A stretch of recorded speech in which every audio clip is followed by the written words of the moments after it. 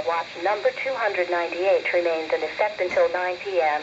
and now includes the following counties in Illinois: Grundy, Kane, Kendall, Livingston, and McHenry.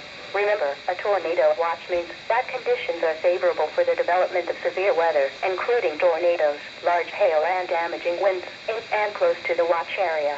While severe weather may not be imminent, persons should remain alert for rapidly changing weather conditions and listen for later statements and possible warnings.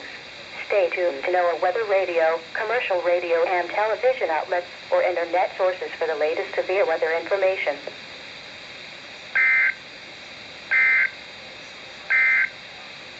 Tornado